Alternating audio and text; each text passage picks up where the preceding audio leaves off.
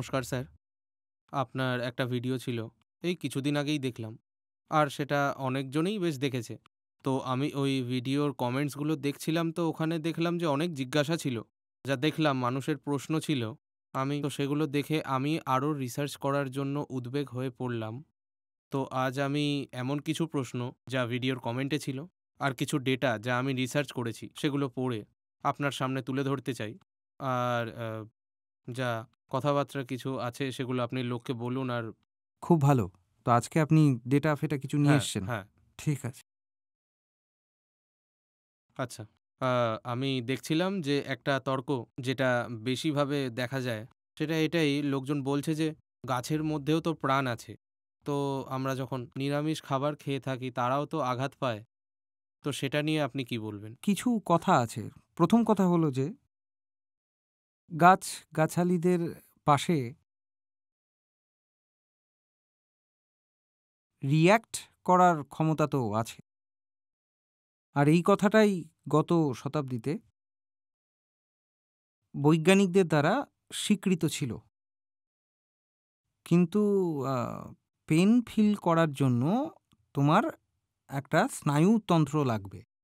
Central nervous system চাই। ওটা গাছগাছালিদের মধ্যে নেই। আমি এই কথাটা অস্বীকার করছি না যে সব জীব যাদের মধ্যে গাছগাছালিও আছে সাবকনশিয়াস হয়। হ্যাঁ, একটা গাছও নিশ্চিত রূপে কনশিয়াস হয়। এখানে গাছ রাখা আছে আর আমি এর কোনো ক্ষতি চাইব না। এর মধ্যেও চেতনা আছে। হ্যাঁ, কিন্তু এটা বুঝতে হবে যে ব্যথা অনুভব করার জন্য এর পাশে ফ্যাকাল্টিই নেই।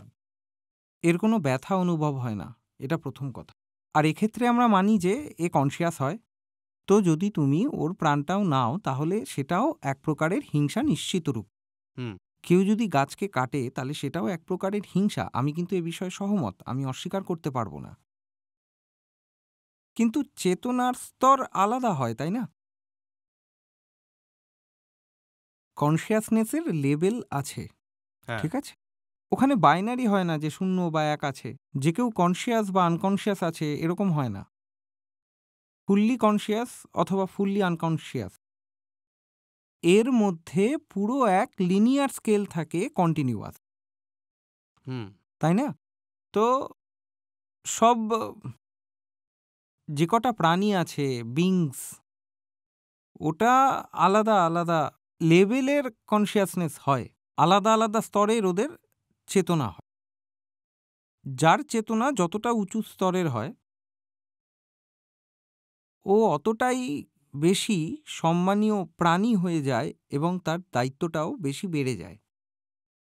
হুম, যে যতটা উঁচু চিন্তাধারার হয়, যে দেখতে পারে, যে বুঝতে পারে, জানতে পারে, ওর মূল্যটাও অতটাই বেড়ে যায় এবং সাথে, সাথে তার দায়িত্ববোধও বেড়ে যায়। হুম, তো আমরা খুব ভালো করে জানি যে চেতনার স্তরের কথা হলে ওটাতে যে ফুললি আনকনসিয়াস থাকে তাকে আমরা বলি গাছ। হ্যাঁ, গাছের কথাই বলছি। বালি হয়ে গেছে, পাথর হয়ে গেছে, তাই না? যতটা এই মেটেরিয়াল ওয়ার্ল্ডটা আছে ওটা হলো তোমার ফুললি আনকনসিয়াস।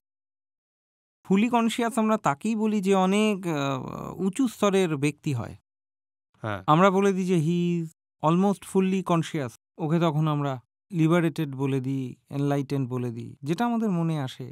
তো ওগুলোর মধ্যে তো সব আলাদা, আলাদা রকমের কনসিয়াসনেস থাকে। তো সবচেয়ে কম কনসিয়াসনেস গাছগাছালির মধ্যে থাকে। ওর থেকে বেশি পশুদের মধ্যে থাকে। তার চেয়েও বেশি মানুষের মধ্যে থাকে। তো এটার মধ্যে যে সিদ্ধান্ত আছে, প্রিন্সিপাল আছে, সেটা প্রিজার্ভেশন অফ কনসিয়াসনেস। কেউ বলবে না যে পাথর ছিল, একটা পাথরকে দুভাগ করে দিলেন, এর মধ্যে হিংসা চলে এলো।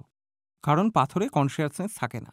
যখন কনসিয়াসনেস থাকে না, তখন পাথরটাকে ভেঙে ফেললেও কোনো হিংসা আসবে না এর মধ্যে। হুম, কিন্তু তুমি যদি একটা মানুষকে দুটুকরো করে দাও, যেমন পাথরটার করলে, সেটাকে কিন্তু হিংসা বলা হয়।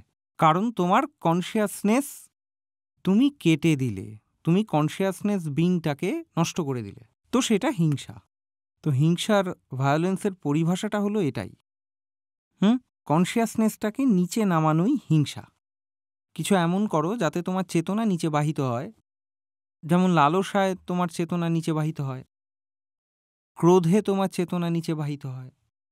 বাসনায় তোমার চেতনা নিচে বাহিত হয়, ঈর্ষাতেও বাহিত হয়। তো এগুলোকেই হিংসা বলা হয়। যা কিছু তোমার চেতনাকে নিচে বাহিত করে সেটাই হিংসা। আবার তুমি অন্যের সাথেও এমন কিছু করলে যার চেতনাটাও নিচে বাহিত হলো, সেটাও হিংসা। হুম। তো যদি তুমি অন্য কাউকে প্রলোভন দাও, সেটাও হিংসা, কারণ এটাতে করে ওর কনসিয়াসনেস নিচে বাহিত হয়। আবার যদি কোনো একজনকে তুমি মেরে দাও, তো এটা আরও বড় হিংসা, কারণ তার কনসিয়াসনেস এটাতে শূন্য হয়ে গেল, হ্যাঁ। সে শেষ হয়ে গেল। কিন্তু তুমি একটা পাথরকে কেটে দিলে সেটাকে হিংসা বলে না, কারণ তার চেতনা একদম শূন্য বরাবর। হ্যাঁ। তো এই সিদ্ধান্তের আধারে একটা চারা গাছকে যদি তুমি মেরে দাও, তো সেটা হিংসা, তবে সেটা ছোট্ট হিংসা। তুমি একটা জানোয়ারকে মেরে দিলে, তো সেটাও হিংসা, কিন্তু সেটা বড় হিংসা রিলেটিভলি। হ্যাঁ। আর তুমি যদি কোনো মানুষকে মেরে ফেলো, সেটা অনেক বড় হিংসা। আর মানুষের মধ্যেও যদি তুমি কোনো ভালো মানুষকে তুমি মেরে দিলে, যে জীবনে অনেক বড় কাজ করতে বেরিয়েছিল, তো সেটা আরও বড় হিংসা। হ্যাঁ। বুঝতে পারলে? তাই আইনও মানুষকে মারার এক সাজা দেয়, জন্তুকে মারার আলাদা সাজা দেয়, আর গাছগাছালিকে মারলে কম সাজা দেয়। তো এটা আমায় ভাবতে হবে না যে আইনটাও এরকম কেন তৈরি হয়েছে, কারণ আইনও প্রিন্সিপাল অফ কনসিয়াসনেসের ওপর চলছে। হ্যাঁ। তো কনসিয়াসনেসকে মারা হচ্ছে হিংসা, আর শাস্তি পেতে হয় হিংসাকে, তাহলে সাজা হয় কনসিয়াসনেসকে মারার। তো এটা বলা যে গাছপালাতেও প্রাণ আছে আর জানোয়ারকে মারাও একই ব্যাপার, এটা ভুল তর্ক। হুম। এটা এমনই এক তর্ক যে এক ব্যক্তি আছে, যে আমরা বলি না যে গুটখা খায়, ওটাও ভুল। হ্যাঁ। আর একজন আছে যে খুনি, দুজনেই তো অপরাধ করছে, তাই না? একজন মানুষ গুটখা খেয়ে কোথাও থুতু ফেলল, আর দেয়ালে লাল লাল চিহ্ন পড়ে গেল। আর একজন মানুষ তো ওই দেয়ালের সামনেই কাউকে মেরে ফেলল, আর রক্তে লাল লাল চিহ্ন পড়ে গেল দেয়ালে। হ্যাঁ, দেওয়ালে। আর আমরা যদি বলি এরা দুজনে তো একই অপরাধ করেছে, না, একটাই অপরাধ করেনি। কেউ গুটকা খেয়ে থুতু ফেলেছে, উনিও কিন্তু একজন অপরাধী, আর যে খুন করছে সেও অপরাধী, কিন্তু এই দুজনের সাথে তুলনা করা যাবে না, কারণ সেটা ছোট অপরাধ, আর এর তুলনায় ওটা অনেক বড়। তো এরকমভাবেই যদি আপনি জানোয়ারদের মারেন, ওটা বড় হিংসা, আর আপনি যদি মানুষকে মেরে দেন, সেটা আরও বড় হিংসা এটার তুলনায়। আর চারা গাছকে যদি আপনি মারেন, তাহলে সেটা ছোট ছোট হিংসা। হিংসা। এবার ওটা থেকেও আগে আসো, চারা গাছকে মারতে তুমি বাধ্য ছিলে। হিংসাটা স্রেফ ওখানেই মানা হয় যেখানে তোমার কাছে বিকল্প আছে, অপশানস আছে হিংসা না করার, তাও তুমি হিংসা করলে। যেখানে আপনার কাছে বিকল্প নেই, সেটাকে হিংসা বলে না। যদি আপনি চারা গাছকে মারার কথা বলেন, তো ছোট ছোট জীবজন্তু তো তখনও মারা যায় যখন আপনি শ্বাস নেন। আপনি যখন শ্বাস নেন, তো হাওয়ার মধ্যে অনেক জীবাণু কীটাণু থাকে, সেটা আপনার নাকের মধ্যে প্রবেশ করে। আর এটা যে আপনার ট্র্যাক আছে না, এয়ার ট্র্যাক, হ্যাঁ। ব্রিদিং ট্র্যাক, আর ওখানে ওরা ফেসে যায়, আর সাথে সাথে সাথে মৃত্যু সাথে ঘটে। মৃত্যু। কিন্তু এটাকে আমরা হিংসা বলবো না, হুম। কারণ এটা যেটা ঘটেছে, এটাতে আমাদের কাছে কোনো বিকল্প নেই না। হুম। আমরা কি করতাম? হুম। আমরা তো জেনে বুঝে এটা করি না, না? হুম। মানুষ হয়েছি, তাই শ্বাস নিতে হবে, আর শ্বাস নিলে কাউকে না কাউকে মরতে হবে। এখন আমি এখানে বসে আছি এরকম, তুমি যেই গদির ওপর বসে আছো, ওখানেও ছোট ছোট জীবাণু থাকতে পারে। তোমার ওখানে বসার জন্য অনেকের মৃত্যু ঘটে গেছে, ওটাকে হিংসা বলা হবে না। এখন যদি ওটাকে যদি হিংসা মানা যায়, তাহলে অনেক ছোট স্তরের হিংসা বলা যায়। ছোট স্তরের হিংসার বাহানা দেখিয়ে বড় স্তরের হিংসা জাস্টিফাই কখনোই করা যাবে না। হ্যাঁ। হুম, যে কেউ গুটখা বিড়ি খায়, তার বাহানা দিয়ে তুমি খুন আর ধর্ষণ শুরু করে দেবে, এটা তো কোনো তর্কের কথা হলো না, তাই না? তো বাজে কথা হয়ে গেল একদম।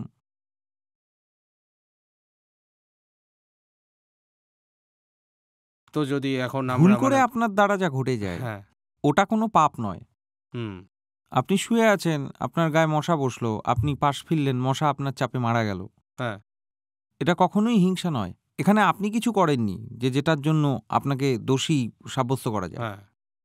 আর এটাও বুঝতে হবে যে আমরা এখানে গাছগাছালিদের উল্টো পাল্টা মারার জন্য ওকালতি করছি না।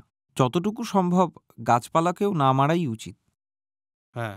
আমি তো আবার এটাও বলি, তো যেরকম এখন আমরা ফসল ফলাই, মানবতা যখন আরও বেশি চৈতন্য প্রাপ্ত হবে, আরও অগ্রসর হবে, তখন ক্ষেতের জায়গায় বাগান হবে, অর্চার্ডস। আর আমরা যতটা পরিমাণে খাবার ফল থেকে বা সবজি থেকে নেওয়ার চেষ্টা করি, আর এমনই সবজি হবে তোমাকে গাছপালাকে মারার প্রয়োজন হতো না। উদাহরণের জন্য ছোলা হয়ে গেল, বেগুন হয়ে গেল বা লাউ হলো, এদেরকে তো আপনি মারেন না, আর তোমার খাবার তো তুমি পেয়েই যাও। আর বিভিন্ন রকমের ফল থাকে, হ্যাঁ আর সেটা তো অনেক দূরের কথা, অনেক আগের কথা। এখন এই কথাগুলো তো অনেক একটা কাল্পনিক কথা লাগতে পারে। তো তোমার চেতনা স্তর যত বাড়তে থাকবে ততটাই তোমার এই গাছগাছালির প্রতি কম্প্যাশনেট প্যাশন এগুলো বাড়তে থাকবে। আর আমি সেই কথার সাথে সহমত। কোনো মানুষ যদি তার লালসার জন্য গাছ কাটে সেটাকে হিংসা বলেই ধরা হবে। তো এখন যদি লালসার জন্য মোষ বা ছাগল কাটে সেটা কিন্তু বেশি হিংসা বলে গ্রাহ্য হবে। আমরা পুরোপুরিভাবে অহিংসার পূজারী না হতে পারি, তো অন্ততপক্ষে আমাদের হিংসার স্তরটাকে তো কম করতে হ্যাঁ পারি না, এইটুকুনি তো হ্যাঁ করতেই পারি। এটা ছাড়াও এটা বোঝো যে যে ভেজিটেরিয়ান বা ভেগান ডাইট হয় ওটাতেও জরুরি অতটা নয় যে গাছপালা কাটা যদি যায়। প্রথম কথা তো অনেক এরকম ফল বা সবজি থাকে যেটার জন্য তোমাকে গাছগাছালিকে তোমার কাটার প্রয়োজন হয় না। হ্যাঁ ও তোমাকে ফল দেবে, তোমাকে সবজি দেবে, কিন্তু গাছটা কিন্তু নিজের জায়গাতেই দাঁড়িয়ে থাকবে, ও কিন্তু মরে যায় না। তুমি ওর থেকে খাবারও নিয়ে নিলে আর গাছটাও বেঁচে থাকলো, তো সেখানে কোনো হিংসা হলোই না। ওই যে গাছটা সে কিন্তু চায় যে তুমি ওর গাছের ফল খাও। যখন তুমি ওর ফলটা নাও তখন তার মাধ্যমে তার যে বীজটা অনেক দূর দূর পর্যন্ত ছড়িয়ে যায় এবং তার থেকে গাছের সুবিধা হয়। আর গাছটা তো এটাই চাইছে, ফল হয়েছিলই এই জন্য যে কেউ এসে সে ফলটা কেউ নিক। তো যখন তুমি ফলটা নিলে ওর বীজটা ছড়িয়ে গেল। তো যখন তুমি গাছ থেকে ফলটা নিচ্ছ সেখানে হিংসা করা তো দূরের কথা, তুমি গাছটাকে বাঁচিয়ে দিচ্ছ। হ্যাঁ এইভাবেই অনেক কিছু ফসলও হয় এরকম যার আয়ু বা মেয়াদ চারাটার 1 বছরেরই হয়, 1 সিজনেরই হয়। তো তুমি যদি ওখান থেকে শস্য বা গ্রেন না নাও, তো এগুলো এমন নয় যে ওরা চারা গাছ গুলো টিকে থাকবে এবং অনেক বড় গাছ হয়ে যাবে। সমাপ্ত তো হয়েই যাবে, কারণ তার আয়ুটা ওইটুকুনি। আমি কোনো ওকালতি করছি না যে তুমি হাসুয়া নিয়ে ফসল কাটো আর ওটাতে কোনো হিংসা নেই। আমি বলবো যে ওটাতেও হিংসা আছে, কিন্তু হিংসাটা কম আছে, আমি এটাই বলার চেষ্টা করছি। হ্যাঁ তো এই তর্ক যে গাছপালাতেও প্রাণ আছে, এই বিতর্ক একদম বিনামূল্যের তর্ক, হুম একদম অজ্ঞানের তর্ক। যার মধ্যে একটু হলেও বুদ্ধি থাকবে হুম সে এমন তর্কে যাবেই না। এটা ওই কথা হলো যে কেউ বলল যে মোষ কেন কেটে দিলে, তো মানুষটা বলল কারণ তুমি পেয়ারা খেয়েছিলে। তুমি পেয়ারা খাচ্ছ, আমি মোষ খাচ্ছি, একই তো ব্যাপার। হুম এটা কোথাকার তর্ক ভাই? আর যদি পেয়ারা আর মোষ সমান হয় তাহলে মানুষ আর মোষও সমান সমান হবে। হুম আমি স্রেফ বুদ্ধির কথা বলছি না যে মানুষ আর মোষ বুদ্ধিতে একই রকম হবে, কারণ এরকম তর্ক করছে মানে মানুষ আর মোষের বুদ্ধি তো একই রকম হবে। যেই জ্ঞান থেকে তুমি এটা বলবে সেটা যেমন মোষ সমান পেয়ারা, তাহলে ঠিক একইভাবেই মানুষ সমান মোষ। হ্যাঁ আরে ভাই সবাই তো জীবিত। তখন তুমি বলবে যে যদি কেউ পেয়ারা খায় তাহলে আমি মোষ কেটে দেবো। তো আরেকজনে সেটা বলতেই পারে যে তুমি মোষ কাটছো, আমি মানুষ কাটতেই পারি। হুম ওখান থেকেই সিদ্ধান্ত এগিয়ে যাবে। তো এটা বেকার কথা, এটা নিয়ে কথা বলে লাভ নেই। হ্যাঁ হ্যাঁ এই যে আপনি কৃষির কথা বললেন, তো আমি দেখছি একটা তর্ক এখানেও উঠে আসে যে এক তো কেউ কোনো গাছ কাটলো, আরও একটা হয় যখন ফসল উৎপাদন করা হয় তো সেই উৎপাদন আরও বাড়ানোর জন্য তার মধ্যে প্রচুর কীটনাশকের ব্যবহার করা হয়।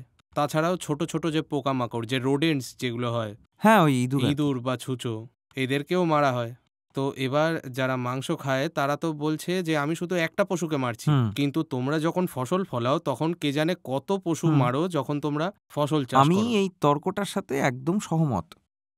আর এই কথাটা একদম ঠিক যে যেটাকে আমরা ক্ষেত বলি সেখানে আগে থেকেই অনেক হিংসা নিমজ্জিত আছে। আমি একদম মানি এটা। তাই জন্য তো আমি বলি যদি তোমরা জনসংখ্যা বাড়াতে থাকো ওটা নিজে থেকেই হিংসার রূপ নেয়। হুম জনসংখ্যা বাড়ানোটাই এক প্রকারের ভায়োলেন্স, কারণ তুমি জনসংখ্যা বাড়াবে হ্যাঁ তখন ফসল তো ফলাতেই হবে না। হ্যাঁ আর চাষ করার জন্য যখন তুমি প্রথমবার জঙ্গল কাটো তখনই তো অনেক পশু পাখিদের জীবন বরবাদ করে দাও। আর তখন তুমি বছরের পর বছর ধরে কীটনাশক ব্যবহার করবে আর মাটিতে যত রকমের জীবজন্তু আছে তুমি তাদের মারবে, ব্যাকটেরিয়াকে মারবে এবং কীটপতঙ্গকে মারবে, আর ইঁদুর ছুঁচোকেও মারবে। আর ওগুলোকে তো তোমাকে মারতেই হবে, ওটা নিশ্চিতভাবেই একটা হিংসা।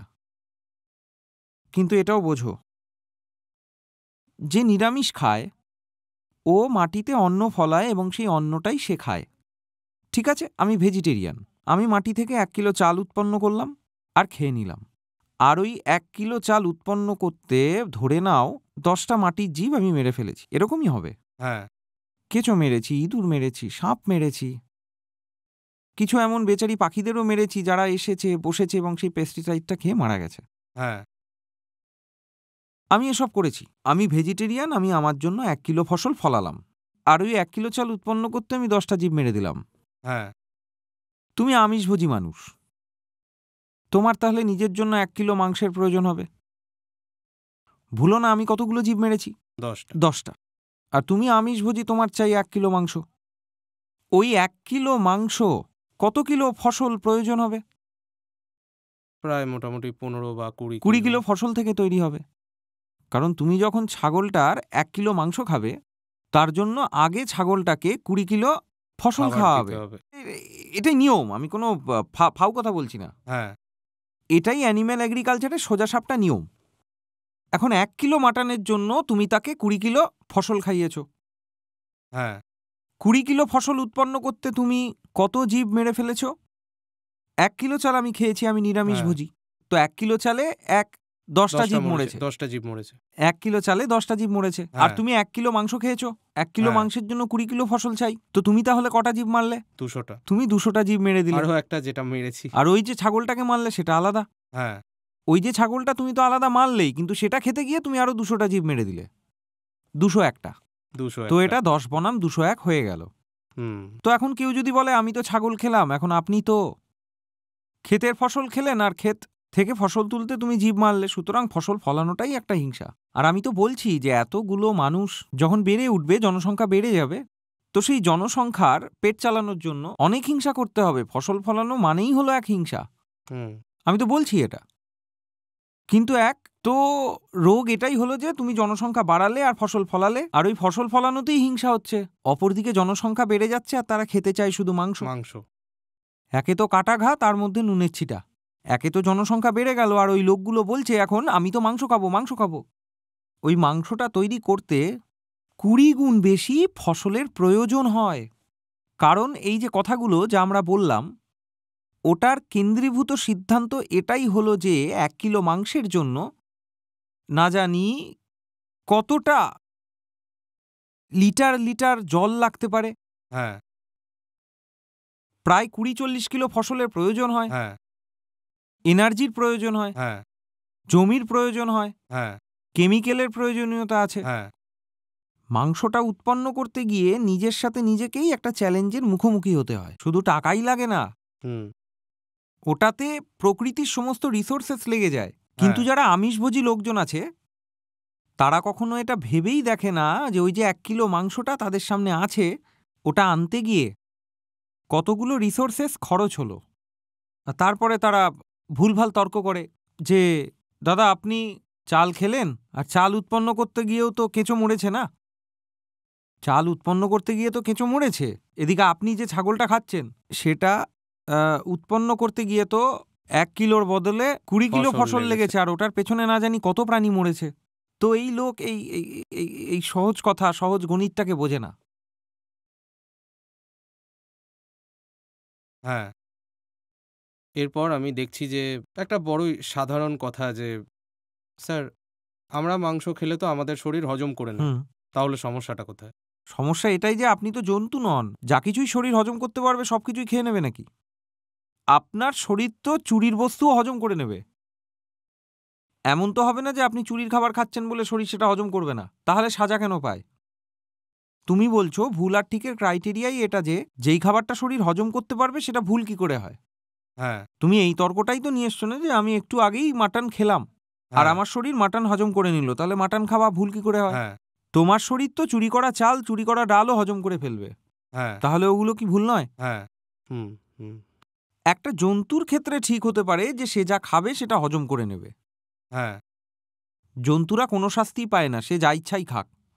জন্তুদের ক্ষেত্রে একটাই শর্ত এটাই যে যদি ভাই তুই হজম করতে পারিস হুম, তাহলে তুই যা খুশি খেয়ে নে। একটাই নিয়ম, হজম করতে পারবি কিনা, করতে পারলে খেয়ে ফেল, ঠিক কিনা? জন্তুর ক্ষেত্রে এই নিয়মটা লাগু হয়, মানুষের ক্ষেত্রে এটা লাগে না, কারণ মানুষের সাথে জন্তুর আকাশ পাতাল পার্থক্য। আমাদের মধ্যে চেতনা আছে, জন্তুরা কেবলমাত্র একটা শরীর, আমাদের শরীরের পরেও একটা চেতনা আছে, কনসিয়াসনেস আছে। তাহলে জন্তু যেই কাজটা করতে পারে তাকে কেউ ভুল বলবে না এই কাজটা করার জন্য, কিন্তু মানুষ সেই কাজ করতে পারে না। মানুষের ওপর অনেক বড় শর্ত আছে। জন্তুরা তো রাস্তার আশেপাশেই থাকে, আপনি হয়তো গাড়ি চালাতে চালাতে রাস্তার সামনে হুট করে চলে আসে, হুম তুমি কি ওই গাধাটাকে খোঁচা মারবে, নাকি ওই জন্তুটার জন্য পুলিশ ডাকবে? হুম তুমি তোমার মতো পাশ কাটিয়ে চলে যাবে, সে তো গাধা, তাই রাস্তার সামনে বসেছে। কিন্তু কোনো মানুষ যদি রাস্তার সামনে এসে বসে পড়ে আর এটা নিয়ে তর্ক করে যে গাধারাও তো রাস্তার মাঝখানে বসে, তাহলে আমি কেন বসতে পারবো না, তাহলে সেই মানুষটা গাধার থেকেও বেশি বড় গাধা। হুম তো এই আমিষভোজীর ক্ষেত্রে যে যুক্তিটা দেওয়া হয় সেটার কিন্তু গাধার থেকেও বড় তর্ক।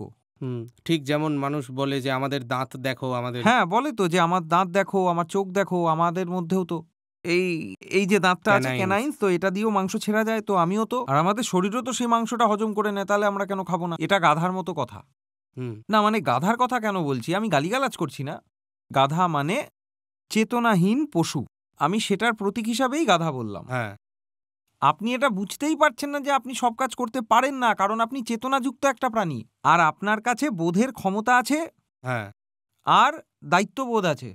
হ্যাঁ বুঝতে পারলে? পশুরা যা হজম করতে পারে তা সব খেতেই পারে, হজম করতে পারলেই কিন্তু তুমি সব খেতে পারো না। হুম তোমাকে এটা দেখে খেতে হবে যে তুমি যেটা খাচ্ছ হ্যাঁ তাতে অন্যের ওপর কি প্রভাব পড়ছে। হ্যাঁ তুমি একজন অসুস্থ মানুষ, এবার তুমি খেতে বসেছো, একটা বাঁদর এসে তোমার খাবার নিয়ে পালিয়ে গেল, তুমি কি বাঁদরটাকে বলবে যে এবার ভগবান এসে তোমায় শাপ দেবে, এরম বলবে? গড উইল কার্স ইউ, তুমি কি বাঁদরটাকে ওরম বলবে? তুমি তো অসুস্থ, আর তুমি খেতে বসেছিলে, তুমি গরিবও, তুমি অসুস্থ, তুমি গরিব, আর বাঁদর এসে তোমার খাবার নিয়ে চলে গেল, আর তুমি এটা বলবে না যে বাঁদর তুই খাবার নিয়ে চলে গেছিস, তোর পাপ লাগবে, তুমি এটা বলবে না। কিন্তু কোনো মানুষ এসে যদি কোনো অসুস্থ বা গরিবের খাবার ছিনিয়ে নেয়, তখন তুমি বলবে না যে তুমি ভুল করলে? হ্যাঁ সিংহ একটা হরিণকে মেরে খেতে পারে, কারণ সিংহ কোনো ভুল করলো না, কিন্তু মানুষ যদি হরিণকে মেরে খায় তাহলে মানুষটা অনেক ভুল করলো। যে নিয়ম জন্তুদের জন্য সেই নিয়ম মানুষের ওপর লাগতে পারে না। আর যদি কোনো মানুষ জন্তুর নিয়মটা মানুষের ওপর প্রয়োগ করার চেষ্টা করে, সেই মানুষটা এটাই শাস্তি পাবে যে তাকে জন্তু হতে হবে। বুঝতে পারছো কথাটা? বাঁদরটা চুরি করে খেয়ে নিল, বাঁদরের কোনো শাস্তি হবে না। সিংহটা হরিণ মেরে খেলো, সিংহরও কোনো শাস্তি হবে না। কিন্তু মানুষ চুরি করে খেলে সে শাস্তি পাবে। মানুষ যদি হরিণকে মারে সে সাজা পাবে, কারণ মানুষ সব জন্তুদের থেকে আলাদা, তাই মানুষের নিয়মকানুনও আলাদা। আর এখন যদি তুমি গাধার, বাঁদরের আর ওই সিংহের উদাহরণ যদি নিতে চাও, তো তাহলে আমি কেন বলবো না তুমি ওই গাধা, বাঁদর বা সিংহের মতো জীবন কেন কাটাচ্ছ না? ওরা তো প্রাকৃতিকভাবে জীবনযাপন করে, তা তুমি কেন ইট পাথর দিয়ে বাড়ি বানিয়েছো? তুমি মোবাইল কেন ব্যবহার করছো? সিংহ তো মোবাইল ব্যবহার করে না। হুম সিংহ তো যে সিংহীকেই দেখে তার সাথেই চলে যায়, আজ একটা সিংহীর সাথে যাচ্ছে, কাল একটা সিংহীর সাথে যাচ্ছে। তুমি তাহলে এটা বলো কেন যে তোমার বউ শুধু তোমারই, প্রতিবেশীর বউ নয়? সিংহ তো বিয়ে করে না, সিংহ দাঁতও মাজে না। হুম তুমি এগুলো কেন করছো? সিংহের কাছে তো ভাষাটাও নেই, সিংহের কাছে বিচার বুদ্ধিও নেই, আর বাঁদরের কাছে কোনো ধর্ম নেই, আর গাধার ওপর কোনো কর্তব্য নেই। হ্যাঁ তো এখন যদি তুমি এই জন্তু জানোয়ারদেরই দলিল দিতে চাও, আর লোকজন আসে আর বলে দেখো দেখো সিংহ মামাকে দেখো, ও তো শিকার করে খায়, আমরাও শিকার করব, আমিও সিংহ মামা। তোমাকে যদি সিংহ মামারই উদাহরণ দিতে হয়, তুমি যাও জঙ্গলে, জঙ্গলে সিংহের মতোই থাকো, নাকি একটা বিষয় নিয়েই টানাটানি করবে যে সিংহ মাংস খায় তাই আমাকেও মাংস খেতে হবে? সিংহ, আমি বলেছিলাম একসময়, লোকেরা খুব মজা পেয়েছিল, ভাই সিংহ তো জাঙ্গিয়া পড়ে না, তো তুমি কেন এই পুরো এই জাঙ্গিয়া বা জামা প্যান্ট যাই পড়ো ঢেকে রাখো, তো তুমি কেন পড়ছো? তুমি সিংহের মতো ল্যাংটো হয়ে যাও। আর তুমি সিংহের উদাহরণ দিচ্ছ, গাধার উদাহরণ দাও না। প্রাকৃতিক ভাবে তো শুধু সিংহই জেতেনি, গাধাটাও তো পুরো প্রাকৃতিক। তা বলো যে আমিও গাধা, আর যেরকম গাধা যেমন রাস্তার মাঝে চলে আসে তেমন তুমিও আসবে। হুম এটা বেকার তর্ক। মানুষ সব জীবের মধ্যে সব থেকে বড়, আকারেই শুধু বড় নয়, হুম বোধবুদ্ধিতেও বড়, তাই তার দায়িত্বও সব থেকে বেশি। হুম এই সব পশু পাখি এরা আমাদেরই সন্তান, আমরা এদের গার্জিয়ান, হ্যাঁ আমরাই এদের গার্জিয়ান। হ্যাঁ এই পুরো পৃথিবীর ট্রাস্টি হলাম আমরা। ট্রাস্টি বোঝো তো, যাকে দায়িত্ব দেওয়া হয়, যার ওপর বিশ্বাস করে ভরসা করা হয় যে এখন এ সবার দেখভাল করতে পারবে, কারণ এ বড় সবার থেকে। যদি পৃথিবী পুরো একটা ঘর, বসুধায়ম কুটুম্বকম, হ্যাঁ, তো মানুষ সেই ঘরের বড়জন। ঘরের বড় বোঝো তো, হুম, যে ঘরে সবার থেকে বয়োজ্যেষ্ঠ হয়, হ্যাঁ, the senior of the family. Hmm, তো পুরো পৃথিবী যদি একটা কুটুম্ব হয়, তাহলে মানুষ সেই কুটুম্বর সব থেকে বড়জন, ঘরের বড়জন। যে বাড়ির বড় হয় সে বাড়ির ছোটদেরকে মেরে খাবে কি, নাকি ঘরের ছোটদের রক্ষা করার দায়িত্বটা সে নেয়? হ্যাঁ, তাই আমারও দায়িত্বের মধ্যে পড়ে এই গাছপালাদের রক্ষা করা। এইসব ছোটখাটো জীব বা হাতি হতে পারে, বড় যে কোনো জীবই হোক, এরা সবাই আমাদের থেকে ছোট। কোন দিক থেকে ছোট? কনসিয়াসনেস, চেতনার দিক চেতনা। থেকে সে ছোট। তো এরা আমাদের সন্তান, ছোট সন্তান তুল্য। এদের খেয়াল রাখতে হবে আমাদের। এদেরকে মেরে আমরা খাবো না। আর আমাদের দায়িত্বটা আলাদা, আর ওদের দায়িত্বটা আলাদা, হ্যাঁ, তাই না? ওই যে তুমি শুনে থাকবে, ক্ষমা বড়দের করতে হয় আর ছোটরা করবে উৎপাত। যেই নিয়ম বড়দের জন্য লাগু হয় সেটা ছোটদের জন্য নয়। ছোটরা যদি উপদ্রবও করে তাকে ক্ষমা করতে হয়। হুম, ওই কিন্তু যেজন বড় সে উপদ্রব করতে পারবে না। বড়দের কাজ হলো ছোটদের উপদ্রবকে ক্ষমা করে দেওয়া। তো মানুষের ওপর যে নিয়ম লাগু হয় জন্তুদের ওপর সেটা লাগু হয় না। জন্তুরা যা করে করুক, আমাদের কাজ হলো যে আমরা গৌরবের সাথে বাঁচি, আমাদের বোধ, আমাদের বুদ্ধির সাথে বাঁচি। আমরা যদি কোনো ছোটদের শোষণ করি তাহলে এটা কত খারাপ, কত নিচু দেখায়, তাই না? তুমি একটা পশুকে এই কারণেই মেরে খাও যেহেতু সে তোমার থেকে শরীরে ছোট, বোধে ছোট, বুদ্ধিতে ছোট। তুমি বুদ্ধি লাগিয়ে তাকে ধরে ফেলো, তুমি তোমার বল প্রয়োগ করে তাকে কেটে ফেলো। এটা বড়দের কিন্তু শোভা দেয় না। শক্তির পরিচয় এটাই যে সে কখনো ছোটদের আঘাত না করে। শক্তির পরিচয় এভাবেই পাওয়া যায় যা দিয়ে ছোটদের রক্ষা করা যায়। যে নিজের শক্তির পরিচয় ছোটদের মারার জন্য, বিরক্ত করার জন্য প্রয়োগ করে, সেই মানুষটা শক্তিশালী নয়, সে কাপুরুষ, নির্বোধ, বুদ্ধিহীন। আসল শক্তিশালীর পরিচয় এটাই যে সে কখনোই দুর্বলদের প্রতি, ছোটদের প্রতি অত্যাচার করবে না, তাদের শোষণ করবে না। হ্যাঁ, হ্যাঁ। আপনি বললেন যে যদি বাঁদর খাবারটা চুরি করে নেয় তাতে কোনো ভুল হয় না, তাতে কোনো পাপ হয় না। কিন্তু মানুষ যদি এমন করে তাহলে সেটা ভুল। আপনি যে এই ঠিক ভুলের কথাগুলো বলছেন না, মানে শুনে মনে হয় সামাজিক আমাদের ওপর ঠিক ভুলের মানে যে চিত্রায়ন করা, আপনি সেটার কথা বলছেন নাকি অন্য আমি কিছু যেটা ধর্মের কথা আপনি বলছি। আর আমি যখন ধর্মের কথা বলছি তাহলে আমি কোনো পন্থা বিশেষ কথা বলছি না। হুম, আমি কোনো রিলিজিয়ন, কোনো সমুদয়, কোনো সেক্ট, কোনো পন্থা বা কোনো সাইডের কথা বলছি না। হ্যাঁ, আমি ধর্মমাত্রার কথা বলছি। Hmm, religiosity itself, the very essence of religiousness. আমি বিশুদ্ধ আধ্যাত্মিকতার কথা বলছি। আমি যখন ঠিক ভুলের কথা বলছি তো কোনো সামাজিক নিয়ম বা কায়দা কানুনের তরফ থেকে বলছি না। আমি বলছি যে এই যে তোমার হৃদয়টা, তুমি মানুষ রূপে জন্মেছ আর তোমার কাছে চেতনা আছে, সেই জন্যই তোমার এটা কর্তব্য হয়ে দাঁড়ায়। হিন্দু হওয়ার জন্যও নয়, মুসলিম হওয়ার জন্যও নয়, মানুষ হওয়ার জন্য। মানুষ হওয়ার জন্য। হুম,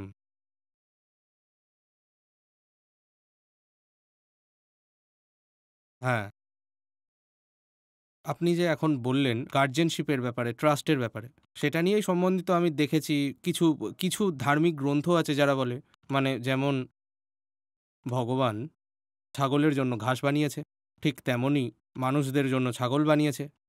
এটা যদি বলা হলেও তার একটা মানে আছে। বলা হয় যে ওপরওয়ালা ছাগলের জন্য ঘাস বানিয়েছে আর সেরকমই মানুষের জন্য ছাগল বানিয়েছে। মানুষের জন্য ছাগল বানিয়েছে এই অর্থে যে যে মানুষ ওই ছাগলটার রক্ষা করে। হুম, হুম এমন না যে মানুষ ওই ছাগলটার ভক্ষণ করে।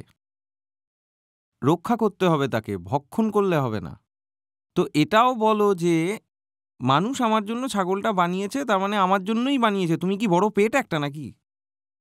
কেউ যদি তোমাকে বলে যে এই জিনিসটা তোমার জন্য, তুমি সেটা সাথে সাথে খেতে শুরু করবে নাকি? তুমি যদি এটা বলো যে মানুষ ছাগলকে ভগবান, ওপরওয়ালা, গড, আল্লাহ ছাগল তৈরি করেছে মানুষের মানুষদের জন্য, জন্য। ও তখন বলল আচ্ছা ঠিক আছে, ভগবান মানুষের জন্য ছাগল তৈরি করেছে, আচ্ছা খুব ভালো। তো যখনই তোমাকে বলা হয় এই জিনিসটা তোমার জন্য, তুমি তখনই সেটা খাওয়া শুরু করবে নাকি? তোমার সামনে যা খুশি রাখা হবে, আমি তোমার জন্য জুতো নিয়ে আসবো এক জোড়া। আর আমি তখন বললাম আমি তোমার জন্য জুতো নিয়ে এসি, তুমি কি জুতোটা খাওয়া শুরু করবে নাকি? আমি একটা মোবাইল নিয়ে আসলাম, তোমাকে বললাম আমি তোমার জন্য মোবাইল নিয়ে এসেছি, তখন সেই মোবাইলটা চাবানো শুরু করবে নাকি? আরে তুমি বোঝো উনি কি অর্থে কথাগুলো বলেছে? পুরো প্রকৃতিটাই নিশ্চিত রূপে মানুষের জন্য। কি অর্থে? চেবানোর অর্থে তো নয়। কি অর্থে পুরো প্রকৃতিটা? ছাগল হোক, গাছ হোক, নদী হোক, পাহাড় হোক, পুরো প্রকৃতিটাই মানুষের জন্য। কিন্তু কি অর্থে? ভোগের জন্য নয়, কনজাম্পশনের জন্য নয়। এই অর্থে যে মানুষ বন্ডেজে, বন্ধনে, আর প্রকৃতির সাথে ভালো সম্পর্ক রাখলেই সে তার বন্ডেজের থেকে লিবারেশন পাবে। এই সব কিছুই আমার জন্য, এই জন্য যাতে আমি এটাকে দেখতে পারি, বুঝতে পারি। এটার অবলোকন করো, এটাকে অবজার্ভ করো, আর এটার অবজারভেশন এবং আন্ডারস্ট্যান্ডিংয়ের মাধ্যমে আমি লিবারেশন পাব। এই অর্থে পুরো প্রকৃতি এই পুরুষের জন্য। পুরুষ মানে কনসিয়াসনেস, চেতনা। এই যে পুরো প্রকৃতিটা এই পুরুষের জন্য, যাতে করে এই প্রকৃতির মাধ্যমে পুরুষটার মুক্তি পাওয়া যায়। প্রকৃতি মাধ্যম হয়ে যায় পুরুষটার মুক্তি পাওয়ার। পুরুষ মানে মেল নয়, পুরুষ মানে কনসিয়াস পার্সন। তো প্রকৃতি মাধ্যম হয় চেতনার, মুক্তির। এই অর্থে প্রকৃতি আমার জন্য। প্রকৃতি চেবানোর জন্য থোড়ি আমার, যে কেউ এসে বলবে পাহাড় তোমার, তাই পাহাড় তুমি কেটে দিলে। যে জিনিসটা আমার, আমি সেটাকে কেটে দেবো? এটা কোন ধরনের মন? এটা কি ধরনের পদ্ধতি বা ভাবনা, যে যদি কিছু আমার হয় সেটা আমি খেয়ে নেব? মগের মুল্লুক নাকি যে আমি এটা তোমাকে এনে দিলাম, বাবা এটা নাও, আমি তোমার জন্য একটা নতুন বন্ধু এনেছি। আচ্ছা, বন্ধু আমার জন্য? নাও, আমি বন্ধুকেই খেয়ে ফেলবো। আরে সমস্ত কিছুই তোমার জন্য, বন্ধুর মতো, চেবানোর জন্য নয় তোমার। হ্যাঁ, হ্যাঁ। চেবানোর কাজ জন্তুদের। মানুষও চেবায়, কিন্তু মানুষের ক্ষেত্রে চেবানোটা অনেক ছোট ব্যাপার। মানুষের জন্য বেশি বড় ব্যাপারটা হলো ভাবনা, বোধ, করুণা, কম্প্যাশন। ওটাই মানুষের জন্য অনেক বড়। পেট পড়ে। কোনো মানুষ হাইয়ার, কোনো একটা পশু, মাফ করবেন, কোনো পশু হাইয়ার আইডিয়ালসের জন্য প্রাণ দেয় না। তুমি শুনেছ কোথাও যে জন্তুটা উঁচু আদর্শের জন্য প্রাণ দিয়ে দিল? এরকম কখনো শুনেছ? এরকম হয় না। কারণ জন্তুর জন্য ওর পেটটাই সব কিছু হয়। ওর যেখানে পেট ভরার থাকে সেখানে সে চলে যায়। মানুষই একমাত্র প্রাণী যে খিদে পেটে থাকবে, কিন্তু উঁচু আদর্শের জন্য দৃঢ় থাকবে। আর এমন উদাহরণ আমরা প্রত্যেক ধর্মে পাই। হ্যাঁ। কোন এমন ধর্ম আছে যেখানে এই উদাহরণটা নেই যে লোকজন খিদে পেটে সত্যির লড়াই কখনো লড়েনি? হ্যাঁ। সেটা যে কোনো কথা হতে পারে। এই যে আমরা বকরি ঈদের কথা বলছিলাম, ইসলামের ক্ষেত্রে আমার তো কারবালার কথা মনে পড়ছে, যে খিদে পেটে লড়াই চালিয়ে যাচ্ছে। কেন? কারণ পেট খুব ছোট জিনিস, পেটের থেকেও ওপরে আরও কিছু আছে, আর ওটার খাতিরে আমরা পেটের বিষয়টা আলাদা করে রাখতে পারি। এটাই সেই সিদ্ধান্ত যেটা আমাদের মনে রাখতে হবে। হ্যাঁ।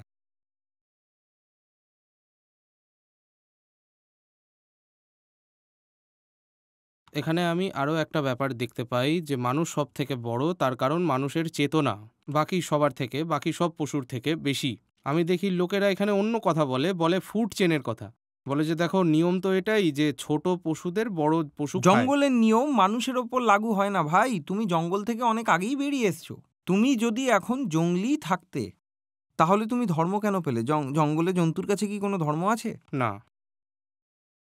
তো যেই মানুষগুলো ধর্মীয় বিশ্বাস, পক্ষপাত, রিলিজিয়াস বায়াস আর বিলিফস রক্ষা করার জন্য বলে যে জঙ্গলে তো ফুড চেন চলে, আমি তাদের বলছি যে জঙ্গলে তো ধর্মও চলে না। তাহলে তুমি ধর্মের নাম নিচ্ছ কেন ফের? যদি তোমার জঙ্গলেরই দোহাই দিতে হয়, তো ধর্মটাকে আলাদা রাখো না। জঙ্গলে কার কাছে ধর্ম থাকে? বাঘের কাছে থাকে? বাদরের কাছে থাকে? কার কাছে থাকে? ধর্মের মানে হলো এখন তোমার কাছে জঙ্গলের থেকেও আরো অনেক বড় কিছু আছে। জঙ্গলের চেয়েও যার কাছে অন্য কিছু অনেক বড় হয়ে গেল, ওই মানুষটা এখন ধার্মিক হয়ে গেল। ধর্মের কাজই হলো তাকে জঙ্গল থেকে বার করে আনা। তো জঙ্গলে দোহাই দেওয়া বন্ধ করো, ফুড চেন এগুলো সব। এই কথাগুলো পোকামাকড়দের ওপর লাগু হতে পারে, শুধু মানুষের ওপর লাগু হয় না। মানুষকে দেখতে হবে যে ও কোন পদ্ধতিতে অনেক বেশি পরিমাণে পশু পাখিদের রক্ষা করতে পারে। We are the guardians. আমরা শ্রেষ্ঠ। এই পুরো পৃথিবীটা আমাদের ট্রাস্টিশিপে আছে। আমাদের সবাইকে রক্ষা করতে হবে। আমরা এখানে বুদ্ধি আর বল নিয়ে এই জন্য আসিনি যে সবার নাশ করে দেব। ওটা খুব বাজে নজর এই পৃথিবীকে হ্যাঁ, দেখার জন্য, হ্যাঁ, যে আমি সবার থেকে বেশি যে বুদ্ধিমান এবং বিচক্ষণ, তাই আমি সবাইকে ধরে ধরে খেয়ে নেব, তাদেরকে এক্সপ্লয়টেশন করে দেব। এটা কি বাজে নজর পৃথিবীকে দেখার? হুম? তুমি সকলের পিতা, তোমার সন্তান আছে ছোট ছোট, তোমাকে এদেরকে দেখতে হবে। আর ওদের দেখভাল করার মধ্যেই তোমার কল্যাণ লুকিয়ে আছে। হ্যাঁ, প্রকৃতির সাথে সঠিক সম্পর্ক রাখলেই চেতনারও কল্যাণ হবে, হ্যাঁ, পুরুষেরও। হুম হুম। আমার একটা জিনিস মনে পড়ছে, লোকেরা পুরুষার্থের বড্ড কথা বলে, লোকেরা স্বপ্ন পূরণের কথা বলে, কিন্তু এইভাবে তো পুরুষার্থকে দেখাই হয় না যে আপনি একটা গার্জিয়ানশিপে হ্যাঁ, আছেন। হ্যাঁ। পুরুষার্থের মতলবটাই এটা যে যে তুমি একটা ওয়াইডার রেসপন্সিবিলিটি স্বীকার করো।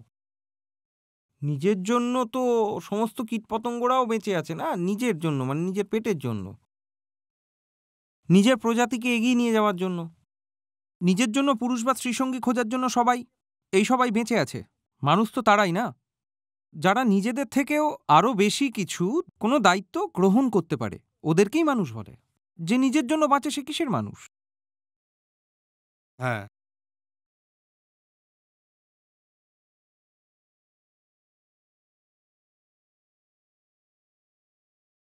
এবার আমার সামনে যে তর্ক উঠে এসছে সেগুলো একটু সায়েন্সের তরফে। তো তার মধ্যে সবার আগে এটাই আসে, যদি আমরা মাংসাহার না করি তাহলে আমরা B12 কোত্থেকে পাবো? মানে ভিটামিন B12। কোথা থেকে খুঁজে পান এই প্রশ্নগুলো? আচ্ছা, ঠিক আছে। তো তুমি B12 এর জন্য মাংস খাবে, তাই তো? হ্যাঁ, B12 এর প্রশ্ন করছে এখন। তো তুমি B12 এর জন্য মাংস ভক্ষণ করো। মাংস কিনতে কোথায় যাও? হ্যাঁ, মাংসের দোকানে দোকানে। যাও। তুমি যে দোকানে গিয়ে মাংস কেনো যাতে B12 পাওয়া যায়, তো তুমি দোকানে গিয়ে সোজা B12 কেন কিনছো না?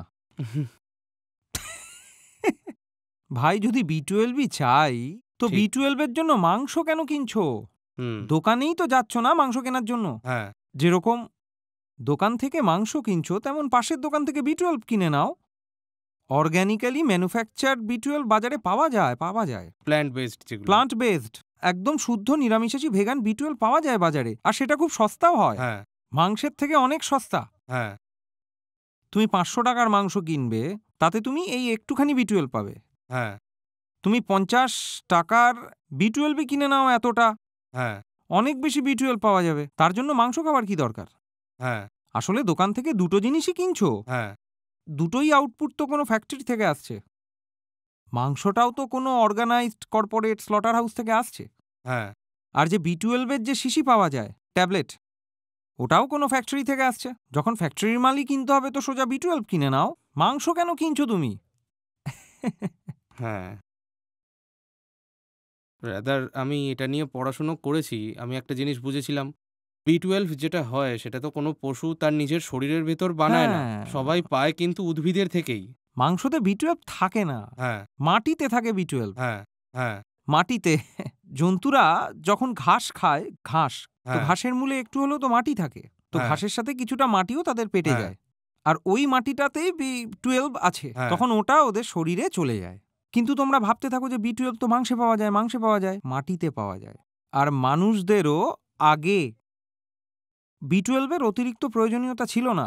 হ্যাঁ, কারণ আমরাও তো সরাসরি গাছ থেকে ফল পেড়ে খেতাম। হ্যাঁ, মাটি থেকেই উপড়ে আলু, মূলো, সবজি এগুলো খেতাম। হ্যাঁ, একইভাবে আমরাও B12 পেতাম। হ্যাঁ, কিন্তু এখন তো আমরা বেশি পরিষ্কার পরিচ্ছন্ন হয়েছি। তো আমরা ততক্ষণ ধরেই ফলটাকে, সবজিটাকে ধুতে থাকি যতক্ষণ না ভালো মাটির করে কোনো ধুয়ে। শেষ কণাটুকুও ধুয়ে না যায়। হ্যাঁ, তাই আমরা এখন B12 পাই না। হ্যাঁ, B12 ভালো করে বুঝে নাও, মাংসে নয়, মাটিতে মাটিতে পাওয়া থাকে। যায়। আর গিয়ে একদম ভেগান B12 পাওয়া যায়, সস্তাও হয় অনেক। মাংসের জায়গায় সোজা B12 কিনে নাও ভাই। বাচ্চা থেকে মাঝবয়সী বুড়োরাও সবাই ঘরে কিছু না কিছু সাপ্লিমেন্টস নিতেই থাকে। হ্যাঁ, ওটা খুব ভালো ব্যাপার। কেউ ভিটামিন ডি নিচ্ছে, কেউ ক্যালসিয়াম নিচ্ছে। B12ও নিয়ে নাও, কি সমস্যা? মাংস দোকান থেকে কিনবে, তার থেকে B12ই কিনে নাও। হুম, হ্যাঁ।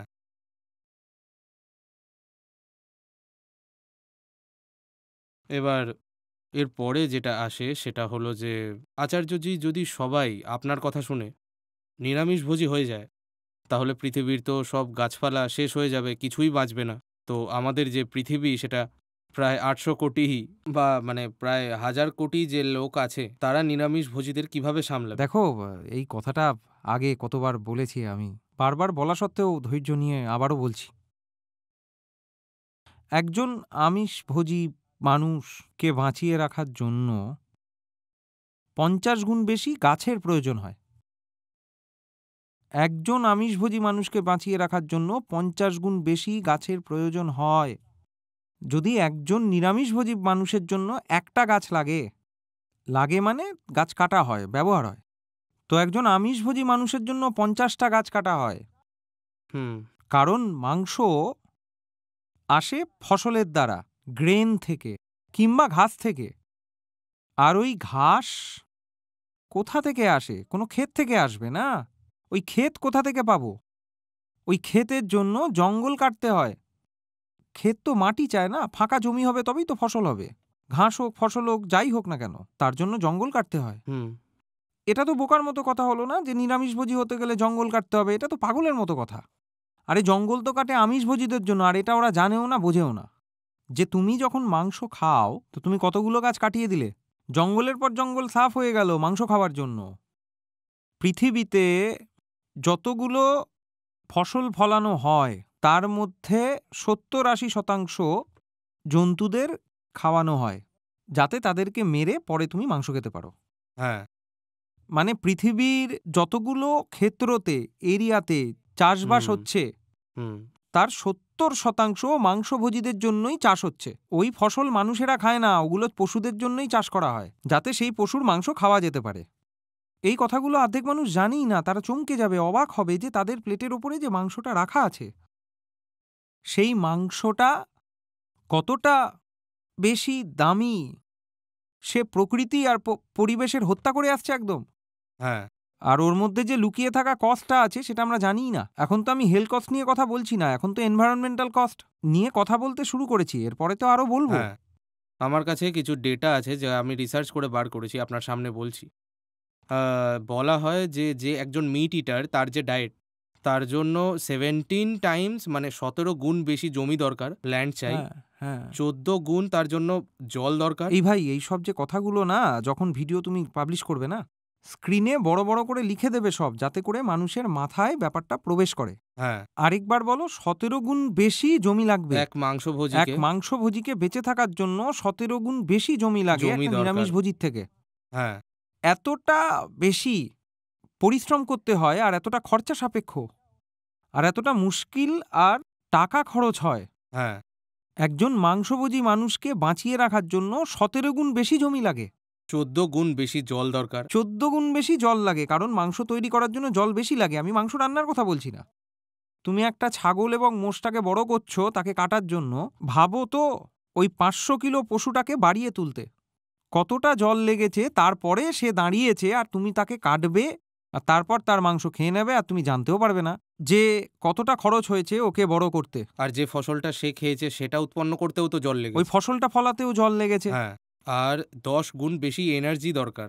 অনেক বেশি এনার্জি লাগে। আর আমাদের পৃথিবীটা, ওখানে এনার্জিরও কমতি আছে, ওখানে জলেরও কমতি আছে, ওখানে জমিরও কমতি জমিরও। আছে, ওখানে জঙ্গলেরও কমতি আছে, ওখানে পরিষ্কার বাতাসেরও কমতি আছে। হ্যাঁ, ওই সমস্ত জিনিস যা পৃথিবীতে কম আছে, হ্যাঁ, ওই সমস্ত জিনিস বেশিরভাগ খরচ হয় একজন মাংসভোজী মানুষকে মাংস খাওয়ানোর জন্য। হুম, হুম। আর আমি এখানে যা ডেটা দেখালাম, আমি একটা কথা বলতে চাই। এটা American journal of clinical nutrition, ওখান থেকে পেয়েছি এই এই সমস্ত তথ্য। তুমি স্ক্রিনে লিখে দেবে, না হলে মানুষ ভাববে যে এমনি হাওয়া থেকে ডেটা এসছে। হ্যাঁ, হ্যাঁ।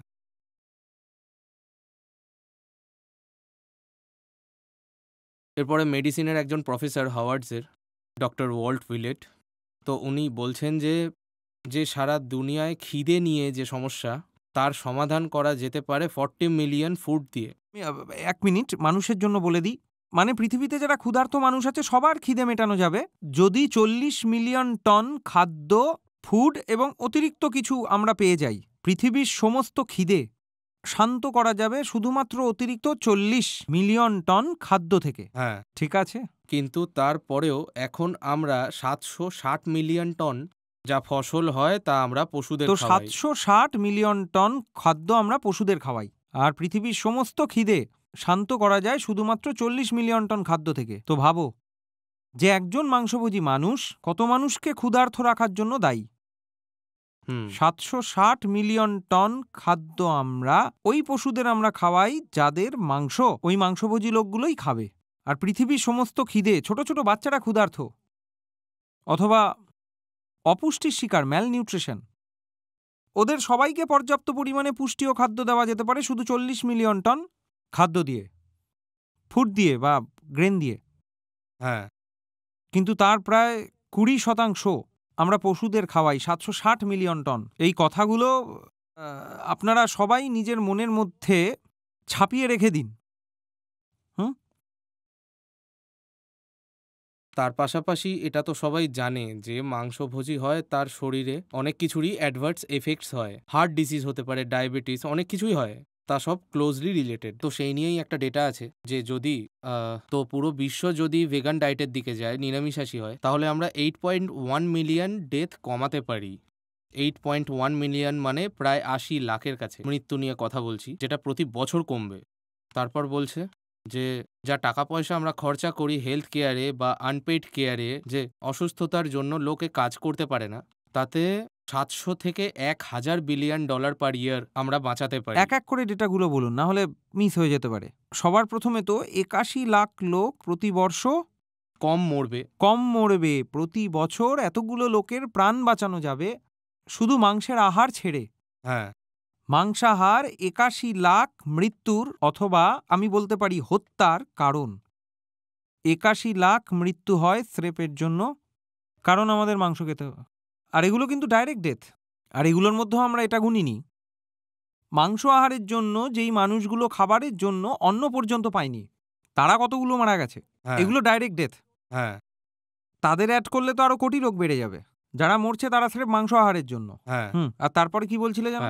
পরের কথাটা হলো যে আমরা কোনোভাবে মানে টাকা বাঁচাতে পারি, মানে যেটা আমাদের হেলথ কেয়ারে খরচা করতে হয়, আর যা আনপেড কেয়ার হয় বা যে ওয়ার্কিং ডেজে যে লস হয় অসুস্থতার জন্য, তাতে 700 থেকে 1000 বিলিয়ন ডলার পার ইয়ার বাঁচাতে পারবো যদি লোক 1000 বিলিয়ন ডলার প্রতি বছর খরচ হয় শুধু মাংসভোজীদের সুস্বাস্থ্য সেবা দেওয়ার জন্য, যাতে শুধু মেডিকেল কস্ট থেকে আসে যে আনপেড কেয়ার আসে। তার মানে হলো আপনি অসুস্থ আর ঘরে আপনার সন্তান আছে অথবা স্বামী বা স্ত্রী আপনার সেবা শুশ্রূষাতে লেগে আছে।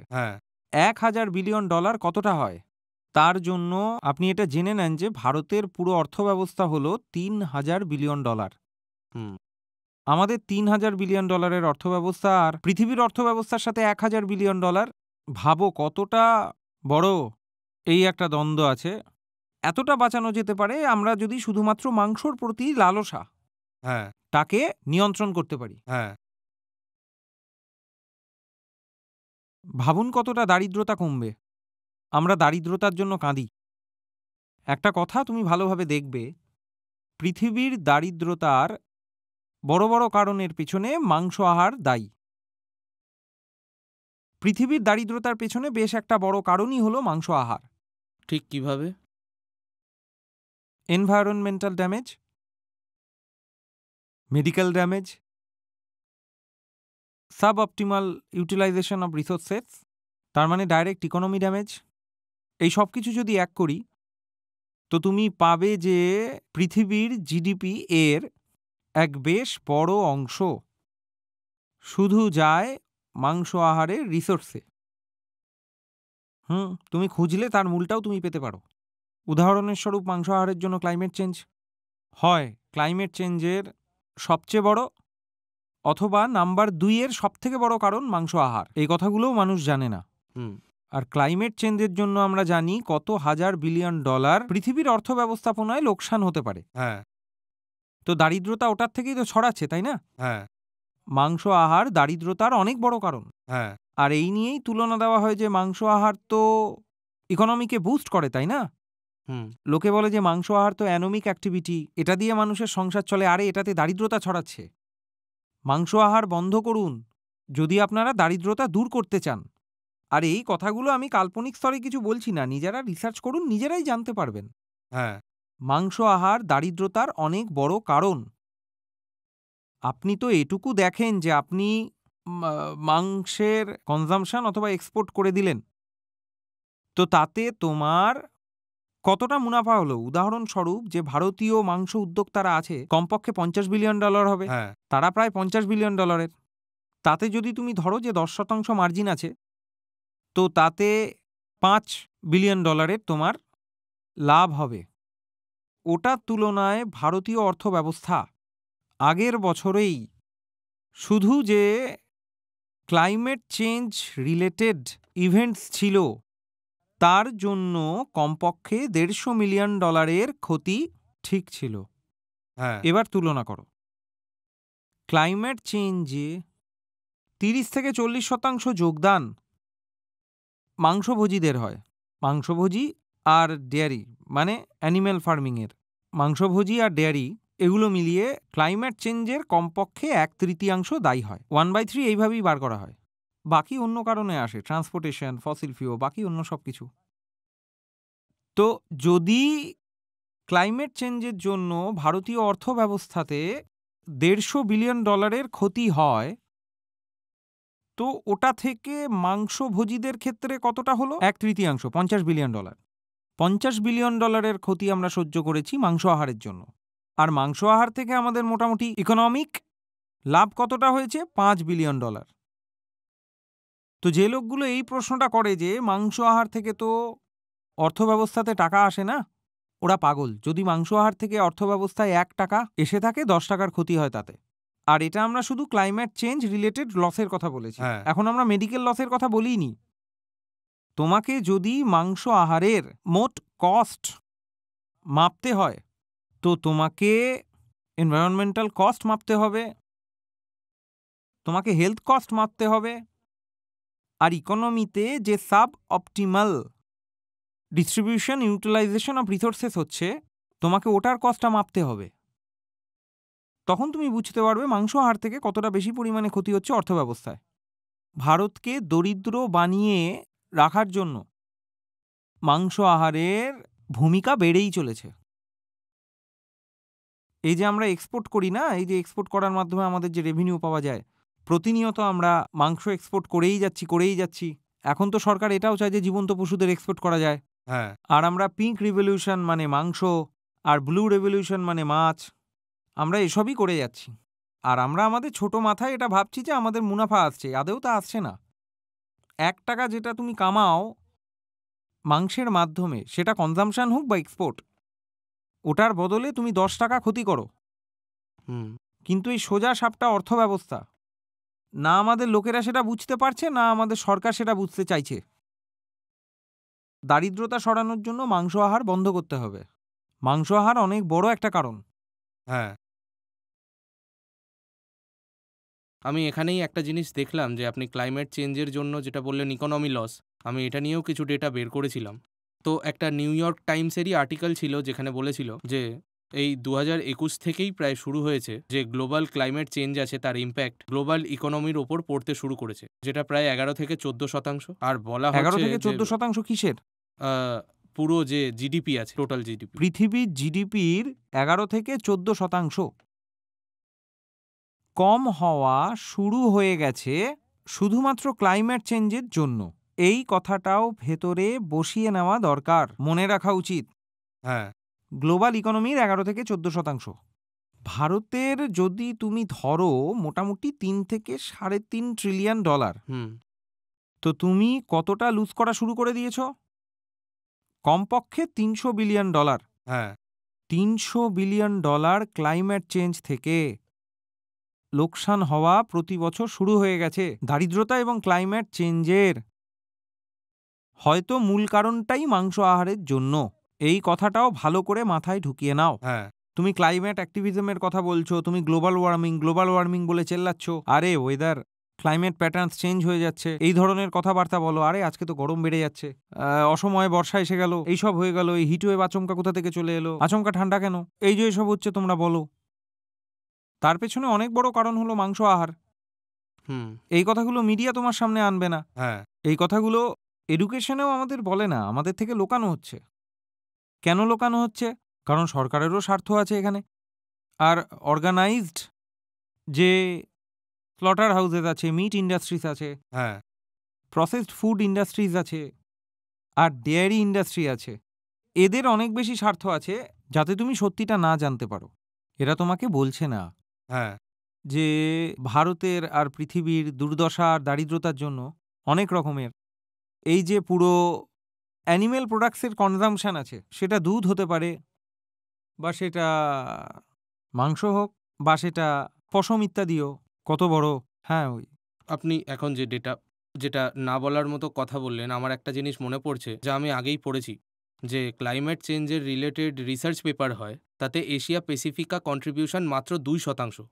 তো আপনি এটা পাবেন যে মেজর ডেটা আমরা পাই সেগুলো বাইরের দেশের এজেন্সি থেকে পাই হ্যাঁ, হ্যাঁ, কিভাবে ক্লাইমেট চেঞ্জ হচ্ছে ভারতের। রিসার্চ পেপারের 2% কথা বলেছে। কেউ এটা না ভেবে বসে এশিয়া প্যাসিফিক ক্লাইমেট চেঞ্জের কন্ট্রিবিউশন 2%। ওরা বলছে যে 100টা রিসার্চ পেপার ছাপে, তো এই যে পুরো এশিয়া প্রশান্ত ক্ষেত্রটা আছে, মানে যার মধ্যে এশিয়ার দেশগুলো পড়ে, আর এই অস্ট্রেলিয়া সব এসে গেল, এর মধ্যে শুধু 2টো রিসার্চ পেপারই বেরোয়। মানে এই জায়গাগুলোর উপর রিসার্চই করা হয় না।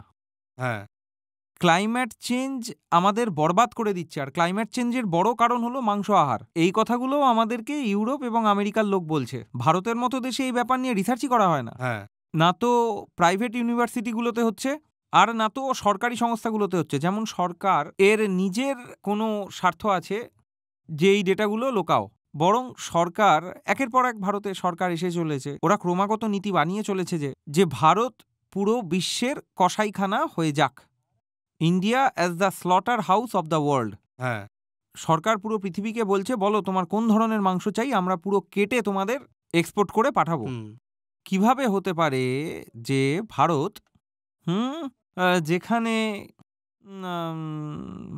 হিন্দুইজম, শিখিজম, জৈনিজম, বুদ্ধিজম আছে, যেখানে সবথেকে বেশি বড় ধর্ম আছে যারা ক্রমাগত অহিংসার কথা বলে, করুণার কথা বলে, সেই নিজে পৃথিবীর সবথেকে বড় বিপ এক্সপোর্টার হয়ে গেল? কিভাবে সম্ভব? এটা কিছুই না, এটা টাকার লালসা আর পরিণামের প্রতি অজ্ঞানতা। আমরা জানি না যে টাকার এই লালসা আমাদের কতটা ক্ষতি করে চলেছে। এতে আমাদের চেতনা তো অবশ্যই পড়ছে। টাকাও পাচ্ছি না, উল্টে আমরা আরো গরিব হচ্ছি। হ্যাঁ, হ্যাঁ। এখন বেশ কয়েকদিন ধরেই নিউজে একটা কথা আসছে যে সবজির কত দাম বেড়ে গেছে দেখো। হুম, কিন্তু কেউ এই দিকে ইশারা পর্যন্ত করছে না যে সবজির দাম বেড়েছে এই যত এক্সট্রিম ওয়েদার ইভেন্ট আসে। কখনো বৃষ্টি বেশি হয়ে গেল বা কখনো রোদ্দুর একদম, বেশি একদম। উঠল। এই যে এক্সট্রিম ওয়েদার ইভেন্টস আসছে, আমি লোকজনদের বোঝার জন্য বলছি, গমের ফসল, অথবা এখন গরমে খুব বেশি করে হঠাৎ বৃষ্টি হয়ে যায়, আম খারাপ হয়ে গেল তাই আমের দাম বেড়ে গেছে। হ্যাঁ, আম আদমি তো আর আম থেকে প্রভাবিত হয় না। সাধারণ মানুষ সবচেয়ে বেশি বিচলিত হয় টমেটো, পেঁয়াজ, নুন, টমেটো, পেঁয়াজ থেকে, আর ডাল, গম, চাল। চাল, নুন, চিনি এগুলোতেই বেশি বিচলিত হয়। এগুলোর দাম বেড়ে যায় কেন? এগুলোর দাম বাড়ে ক্লাইমেট চেঞ্জের জন্য। সময়ের আগে বৃষ্টি হচ্ছে বা বৃষ্টি হচ্ছেও না, অথবা এক্সট্রিম হিট হয়ে গেল, হুম, বা যেখানে বন্যা হওয়ার ছিল না সেখানে বন্যা হয়ে গেল, তাতে ফসল নষ্ট হয়। এই যে এক্সট্রিম ওয়েদার ইভেন্ট কিসের জন্য হয়? ক্লাইমেট চেঞ্জের জন্য হয়। ক্লাইমেট চেঞ্জ কিসের জন্য হয়? ক্লাইমেট চেঞ্জ তো এই এই জন্যই হয়, ফসিল ফিউলের উৎপাদন করছো, যেখানে তোমার ট্রান্সপোর্টেশন যুক্ত আছে, ইলেকট্রিসিটি যুক্ত আছে, কোল ফায়ার পাওয়ার প্ল্যান্ট যুক্ত আছে।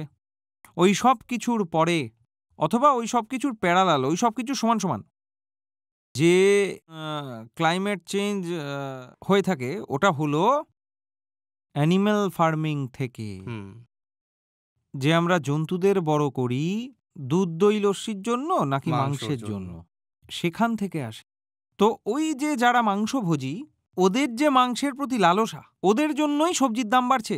হুম, কিন্তু যেই বেচারি গৃহিণীর কিচেনের ওপর সবচেয়ে বেশি আঘাত পড়ছে, কারণ সবজির দাম বেড়ে গেছে, ফলের দাম বেড়ে গেছে, গ্রেনস, অন্ন, এদের দাম বেড়ে গেছে, সে তো কখনো বুঝতেই পারে না যে সে নিজে তো ভেজিটেরিয়ান, কিন্তু তার রান্নাঘরে খাবার এই জন্য নেই কারণ চারপাশের প্রতিবেশীরা মাংসাশী। হুম, এই যে মাংসভোজী লোকেরা নিজেদের জন্য তো অভিশাপ বটেই, উপরন্তু পুরো সমাজের ওপর বোঝা হয়ে দাঁড়ায়।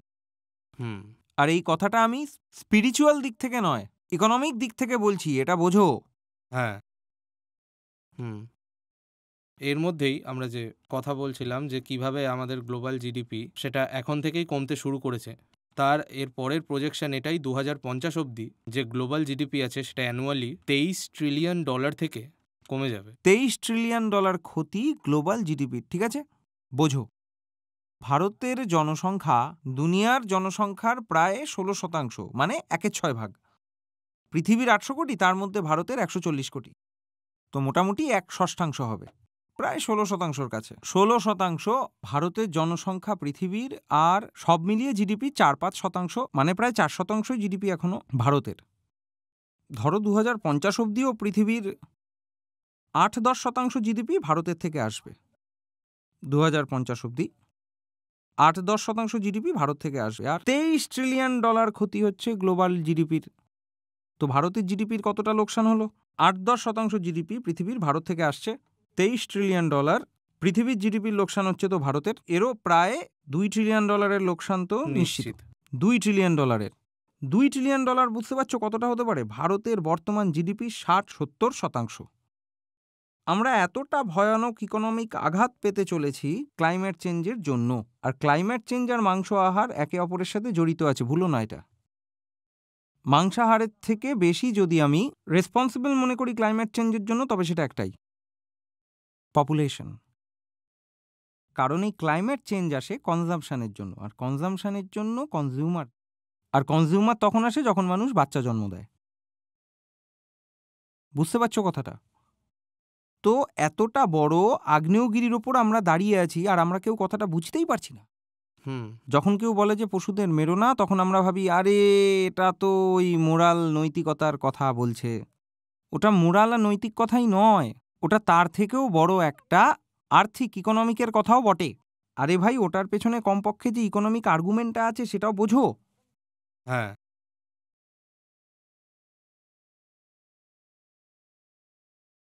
এটা নিয়েই আমি আরও কিছু পড়েছি যে কিছু লোকজন এটাও বলে যে ক্লাইমেট চেঞ্জ নিয়ে আমরা কথা বলছি, ক্যাটাস্ট্রফ নিয়ে যে বলছি, এটা তো আর প্রথমবার হচ্ছে না।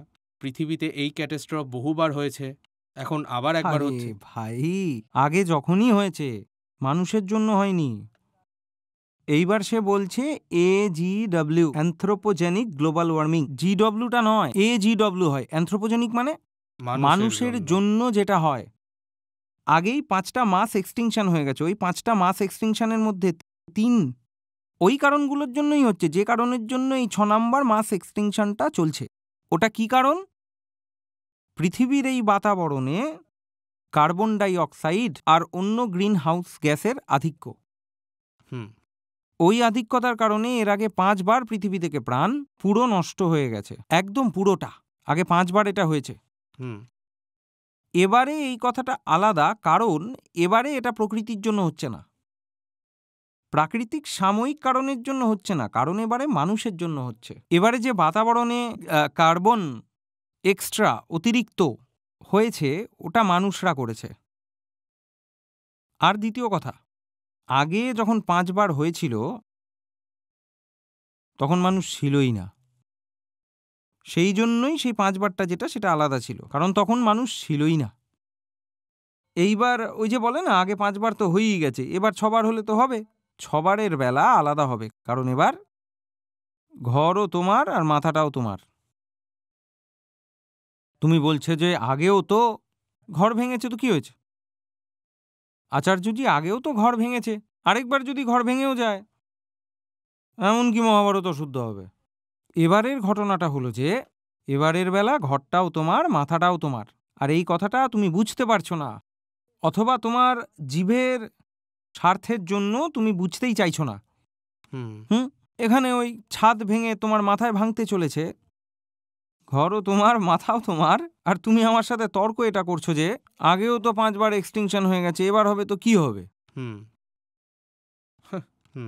ওরা এটাও বলছে যে মানুষের গতিবিধি তো নয়, এগুলো তো শুধুই বেশ মানে বলে প্রকৃতির আপন চক্র একটা। এই কথাটা একদম ধ্রুবভাবে সত্য যে এইবার যেটা হতে চলেছে সেটা হিউম্যান অ্যাক্টিভিটির জন্যই হবে, অ্যানথ্রোপোজেনিক। হ্যাঁ,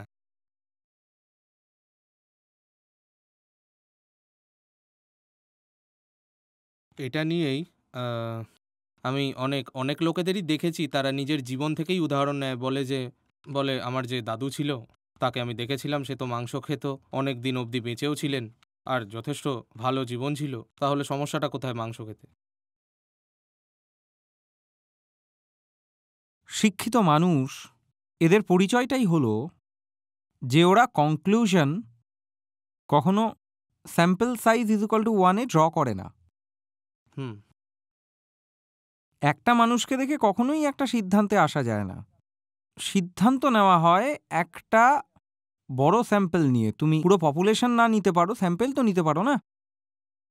ভাই, স্বাধীনতার সময় ভারতে যে অ্যাভারেজ আয়ু ছিল কোনো মানুষের, ওটা 30 বছরও ছিল না। ভারতের সাধারণ মানুষ 30 বছরও বাঁচত না স্বাধীনতার সময়। কিন্তু সেই সময়ও কারো দাদু ছিল যার বয়স 100 বছরের কাছাকাছি ছিল। কিন্তু নিজের দাদুকে নিয়ে কখনো এটা বলবে যে 1940-এর দশকে ভারতীয়রা 100 বছর বেঁচে থাকতে পারত? ভাই, তোমার দাদু বেঁচে থাকতে পারে, একটু স্যাম্পল বাড়ালেই দেখতে পাবে যে বেশিরভাগ মানুষ 30 বছরও বাঁচত না। হ্যাঁ। ওই সময় ভারতে সাক্ষরতার গড়, ভারত যখন স্বাধীন হয়েছিল, 10% ছিল না। হ্যাঁ, কারো ঠাকুরদা হতে পারে, তখন পিএইচডি ছিল সেই সময়। তো নিজের ঠাকুরদাকে দেখে তখন বলবে যে ভারত যখন স্বাধীন হয়েছিল তখন সবাই পিএইচডি ছিল। ভাই, একটু বড় স্যাম্পল নাও। হ্যাঁ, বেকার তর্ক করছে। হ্যাঁ, আমার ঠাকুরদা তো সারা জীবন মুরগি চিবিয়েছিল, ওর পরও ঠাকুরদা হৃষ্টপুষ্ট ছিল এবং 100 বছর বেঁচে ছিল। ঠাকুরদা যদি সত্যি এতই বড় ব্যক্তি হতেন, তোর নাতি কি করে এরকম কুতর্ক করে? ঠাকুরদা নিজের নাতিকেও তো কিছু শিখিয়েছিল না? হ্যাঁ। এবার এখন একটু আলাদা রকম তর্ক। প্রচুর মানুষ আছে যারা লিখছিল কমেন্টে যে স্যার, আমি হলাম অ্যাথিস্ট, আর আমার তো ধর্ম নিয়ে বিশেষ কিছু যায় আসে না, আর আমি বুঝতে পারি না যে আমার প্লেটে কি আছে না আছে তাতে অন্য কারোর সমস্যা কেন।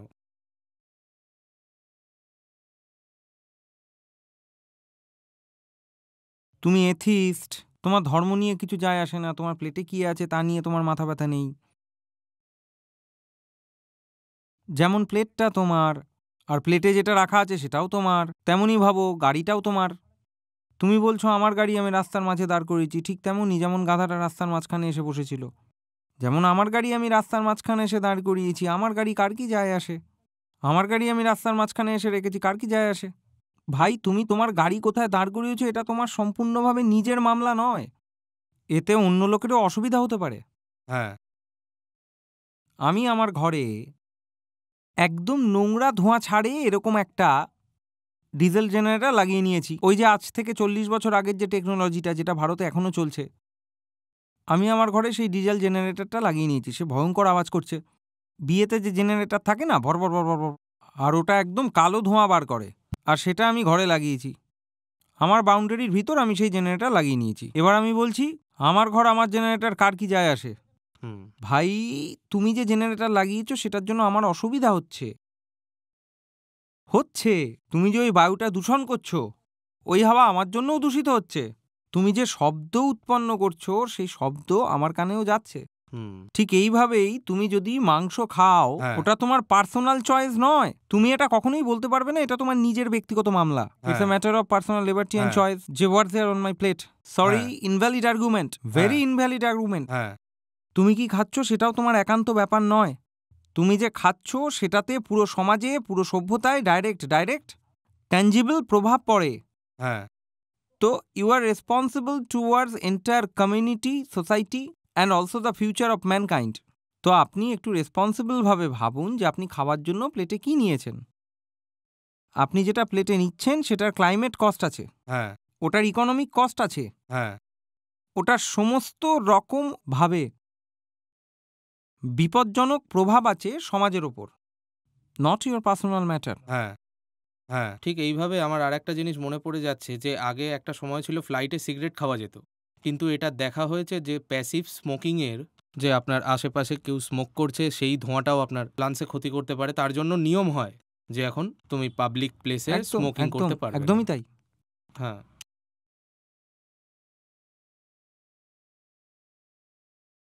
এখন আর একটা কুতর্ক আছে যে বলে, দেখুন আচার্যজি, আপনি তো দুধ নিয়েও কথা বলেন যে কিভাবে তার দুষ্প্রভাব পড়ছে, তো লোকেরা কি করে তার মধ্যে থেকে ভিগান মিল্ক দেয়, তার মধ্যে হয় সোয়া মিল্ক। এবার যে সোয়া মিল্ক সেটা তো সোয়া থেকেই আসছে, আর যখন সোয়া থেকেই আসছে তার জন্য জঙ্গল কাটবে, সয়াবিন উৎপন্ন করবে, তো সেই তো ঘুরে ফিরে একই কথা। এই তর্কটা অনেক শিক্ষিত মানুষও করে থাকে। বলে যে ভেগান মিল্ক ধরো সোয়া থেকে আসে, নারকোল থেকে আসে, আলমন্ড থেকে আসে, হ্যাঁ, তার জন্য সয়াও চাষ করতে হবে না? হ্যাঁ, তো যেভাবে তুমি বলছো মাংসাশীদের জন্য জঙ্গল কাটে, সেভাবে নিরামিষভোজীদের জন্য জঙ্গল কাটবে। এই মানুষদের জানার জন্য ছোট্ট একটা তথ্য, যে পৃথিবী জুড়ে যতটা সোয়া উৎপন্ন করা হয় তার মধ্যে কত 95%? 95%। 95% পশুদের খাওয়ানো হয় মাংসাহারের জন্য। নিরামিষভোজীরা তো সয়ার এইটুকুনি অংশ ব্যবহার করে। কিন্তু আপনি যে মোষ খান আর শুয়োর, বিফ, পর্ক, চিকেন, মটন, আর ওখানে লাগে সোয়া অনেক বেশি পরিমাণে। দেখুন, আগে একটা তথ্য দিয়েছিলাম যে যদি পুরো বিশ্ব বিশুদ্ধ নিরামিষভোজী হয়ে যায়, ভেজিটেরিয়ান হয়ে যায়, সেটাকে আমি বিশুদ্ধ নিরামিষভোজী বলছি, কারণ সাধারণ নিরামিষভোজীরা দুধও পান করে। এখন দুধ তো গাছপালা থেকে আসে না, তাহলে সেটা কিভাবে নিরামিষ হয়ে যায়? তো ওটা নিরামিষ নয়। শুদ্ধ নিরামিষ তো তখনই যখন আপনি যে কোনো ধরনের প্রাণীজ পণ্য গ্রহণ বন্ধ করবেন, যার মধ্যে দুধ, দই, লস্যি সবকিছু বাদ পড়বে। যদি পৃথিবীর সবাই নিরামিষভোজী হয়ে যায়, তাহলে আজকে ফসল উৎপাদনের জন্য যে জমি লাগছে তার 1/4 মধ্যে কাজ হয়ে যাবে। হুম, আজ ফসলের জন্য যতটা জমি লাগে, ওটার শুধুমাত্র 1/4 জমি এবং 1/4 সংশোধনে পুরো পৃথিবী পেট ভরে মজায় খেতে থাকবে, পুষ্টিকর খাবার খাবে, যদি এই পুরো পৃথিবী নিরামিষভোজী হয়। হুম, হ্যাঁ, হুম এখন যা কিছু উৎপন্ন হয় সেটা আপনার জন্য নয়, মাংসের জন্য। এটা ভালোভাবে বুঝবে। হ্যাঁ। পাশাপাশি আমি যখন কাজ করছিলাম তখন আমি কিছু গ্রাফ বানিয়েছিলাম, যেটা আমি চাইবো যে টিম এখন স্ক্রিনে তুলে ধরুক। যে কিভাবে যে ডেয়ারি মিল্ক হয়, যা দুধ আমরা পশুদের থেকেই পাই, আর তাছাড়া যে সোয়া মিল্ক হয়, ওট মিল্ক হয়, আমন্ড মিল্ক হয়, এদের মাটিতে কি প্রভাব পড়ে এবং তা উৎপন্ন করতে গিয়ে কি প্রভাব পড়ে, আর তার দরুন জল কতটা বেশি পরিমাণে খরচ হয়, একটা কম্প্যারিজন আছে। তো আমি চাইবো সেটা স্ক্রিনে দেখাতে। হ্যাঁ, আহ, আমার কাছে যা কুতর্কের লিস্ট ছিল সব শেষ হয়ে গেছে, কিন্তু আমি চাইবো যে সবশেষে আপনি কি বলতে চাইবেন? সবচেয়ে বড় কুতর্ক তো বদনীতি হয়। সবচেয়ে বড় কুতর্ক তো মানুষের ভেতরের শয়তানটা হয়, আমরা যতই বলি না কেন। আর যাই হোক, 3-4 ডজন বার্তা আছে যা আমি বলেছি, আপনাদেরকে বলেছি, আরও অনেক জায়গায় গিয়ে বলেছি, যারা সবাই অ্যানিম্যাল রাইটস অ্যাক্টিভিস্ট আছে ওদের কাছে বলেছি, ভেগান গ্রুপস আছে তাদেরকে বলেছি। আপনার দুটো বই আছে এই এর ওপর। বিষয়ে আমি দুটো বই পর্যন্ত ছাপিয়েছি এই কথা নিয়েই। আমি এতগুলো কথা বলেছি, তারপরেও অনেকে এই কথাগুলো খারিজ করতে পারে। শেষ তর্কের নাম হলো বদনিয়তি। আর আমি যতই বোঝাই না কেন, বদনিয়তির কোনো চিকিৎসা নেই। বদনিয়তির চিকিৎসা শুধুমাত্রই আধ্যাত্মিক জাগরণ ছাড়া কিছু নয়। যতক্ষণ না এখানে এখানে করুণা আসবে না, ততক্ষণ তুমি মাংস খাওয়া ছাড়বে না। হুম, হুম তো আমি এই সমস্ত তর্কের পরও মনে করি মাংস তো সেই ছাড়তে পারে যে একটু নিজেকে বোঝার চেষ্টা করে, যার ভেতর কিছুটা নম্রতা আছে, কিছু আর্দ্রতা আছে, যে ভেতর থেকে কিছুটা কোমল হয়ে যায়, সেই তখন হয়ে যায় পৃথিবীর প্রতি একটা মাতৃত্বের প্রভাব রাখতে পারে, করুণা আনতে পারে। তো ব্যাস ওই কথাটাই।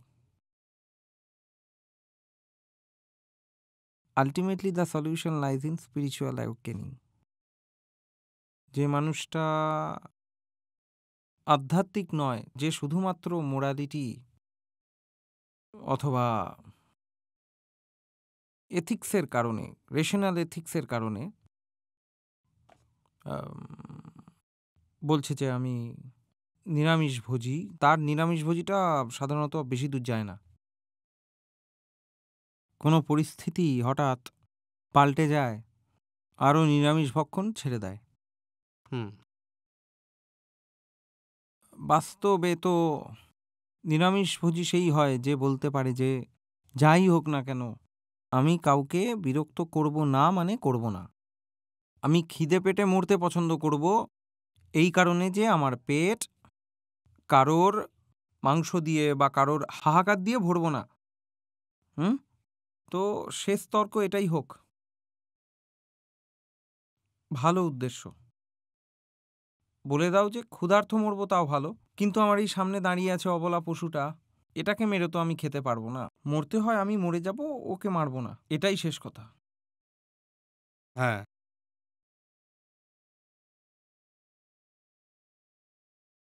ধন্যবাদ আচার্যজি। হুম, হুম।